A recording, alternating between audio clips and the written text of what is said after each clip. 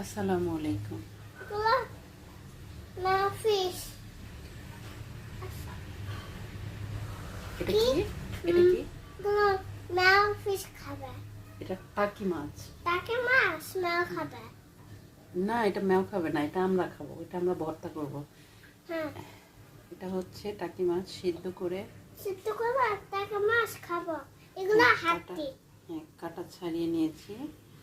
এখন এগুলোকে ভাজবো, ভেজে মরিচ ভেজে পেঁয়াজ হালকা ভেজে তারপর ভর্তা করব। আমি মরলে খাবো না। বাচ্চা বলতেছে এটা বিড়ালের খাবার।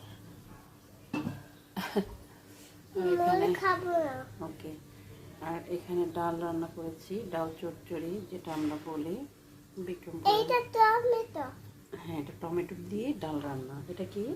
টমেটো রান্না। টমেটো দিয়ে টমেটোতে রান্না ডাল, করে। ডাল রান্না। ডাল ডাল রান্না। হ্যাঁ, তো এটা আমরা খাবো। এই ভর্তা, টাকি মাছ ভর্তা, আর হচ্ছে ডাল রান্না। কালকের লাউ আছে।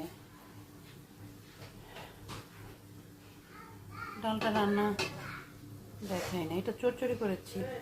রসুন পেঁয়াজ আর হলুদ দিয়েছি, ওটা ভেজে ডাল দিয়ে। এখন মাছটা ভাজবো।